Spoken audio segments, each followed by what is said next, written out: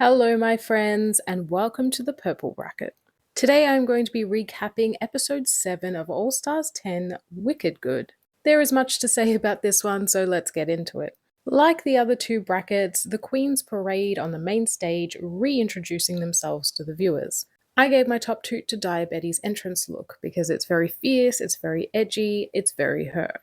Rue and Michelle go on to explain the rules to the contestants, which we are very familiar with by now, before announcing that the very first maxi challenge of the purple bracket will be a design one. You know I love a design challenge. The queens will need to design and create Wicked-inspired looks, with enchanting backstories to accompany them. They cannot produce exact replicas of Elphaba and Galinda's looks. They must be originals. But the twist is they will be competing in pairs. One queen will create the Good Witch look, and the other queen will create the Wicked Witch look. And the way to determine said pairs is for the queens to decide themselves. They need to choose the contestant that is considered their best frenemy. And I liked this idea, but that isn't really what ended up happening. In the workroom, the queens size each other up. There are connections all over the place. The two Bettys, the two Latina queens. Acid cared for Cuckoo when she was sick. Alyssa and Daya were on season 14 together. Ginger is there. So it's time to form the pairs, and everyone wants to work with Acid, naturally. The bitch can sew. However, Acid ends up going with Denali. Daya goes with Ginger. The level of height difference? Far too much. And Alyssa goes with Cynthia, after being rejected by season 14 sister Daya. So I want to take this moment to talk about Acid Betty. On her original season, I wasn't a fan. In fact, I'm probably about to be cancelled for this. She is one of my least favorite queens on Drag Race, aside from the real problematic ones. And let me be clear, it's not her artistry, it's her personality. But the tides are changing because already in just one episode, I'm liking Acid a whole lot more. I think I'm starting to fathom Acid Betty. In fact, I felt quite bad for her this episode, but I'll get to that later. At that moment, Rue comes in for a walkthrough, and it's very clear that there is a strong and a quote-unquote weak link in each group. Daya, Acid, and Alyssa are carrying their partners in terms of design. And Daya says what we're all thinking in confessionals. How has it been 4 seasons and Ginger still doesn't know how to sew? As the girls get ready, Alyssa expresses a bit of hurt that Daya rejected her as a partner.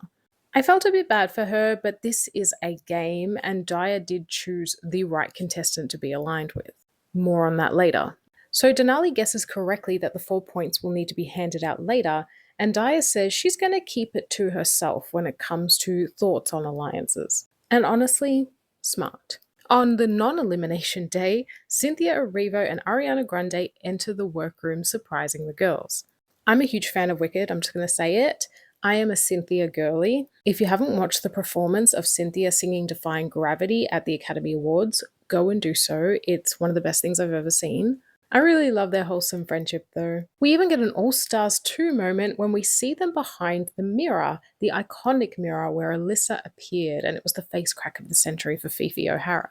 So on the main stage this evening, we have RuPaul looking like wrapping paper, we have Michelle Visage, we have Laura Roach, and extra special guest judges, Cynthia Erivo and Ariana Grande.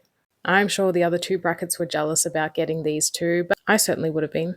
Category is Good Witch and Wicked Witch, and I gave my top 2 to Daya Betty. Her look gave me such Maleficent vibes. Low-key, I could see Daya on Dragula. I would say that her and Ginger had the best backstory. It was very engaging and funny, but I do think that Daya carried her team. I struggled to follow Cynthia and Alyssa's story, but they looked fabulous. And Acid Betty and Denali did really well too, but I do think their story was a little bit story time at the local library. They both looked amazing though. So it's time for the judges' critiques, and Ginger is up first. She is commended for her comedic timing. I mean, we know this about Ginger. She's very good at this. And it's very lucky and convenient that this aspect was included into this design challenge to help her shine. Coincidence? I think not. Daya is told that she has the most fashion-forward look of the evening, and I agree. Daya is so good at interpretive storytelling as well. I wonder what it was like filming this episode. Were their voiceovers playing when they were miming, or were they just miming to dead silence? Cynthia and Alyssa are told that they worked well together and that it was a very fun pairing. They are clocked for their cardboard, however, and I couldn't unsee it, especially on Cynthia's dress. Alyssa is told that her look was the most well made out of all of them, and she always looks absolutely gorgeous. Acid Betty is given her flowers for her solid script writing, but LaRoche clocks her for her draping. He says that he was a bit let down by the styling, and this is where I felt bad for Acid. Her look was great, and she is an adept seamstress, so that must have sucked to hear. Denali is told she's the most beautiful Good Witch they've seen this evening, and I agree. She had my favourite Good Witch look. On the main stage, Ginger and Diabetti are made the top two. I do agree, but I do think that Dia carried them. I said this before. Looking online, this appears to be one of the most divisive episodes we've had in a long time. I am seeing opinions left and right. Some people are saying that Alyssa and Cynthia were robbed. Some people are saying Denali was robbed. There's no real clear consensus, and because it seems like anybody could have won this week, I think it just comes down to personal taste. But do let me know what you think. So the pair performed to Defying Gravity, which is my favourite song from Wicked, and honestly, this should have been the double win, not the one with Mistress and Georges. However, the win goes to Ginger. And she did really well, don't get me wrong, but this is where I feel like it could have been equal. Let me know what you guys think though. I know it seems like I keep dogging on Ginger. I really do like Ginger. I've always liked her. I think she's very good at Drag Race and she's very talented. I just wasn't excited to see her cast. However, now that she's here, I see her earnestness and I see how happy she is to compete. So what is it to me? Remember at the end of the day that these are production choices that are being made. It's not Ginger that's making these choices. So if she wins or a challenge is set up for her to win, it's not really her fault. It's productions. All of this to say, please don't send Ginger hate. So Ginger now has 3 points and Dia has 2. The queens learn about the MVQ points, and judging by the preview for next week's episode, it looks like some strategy is going to come into play.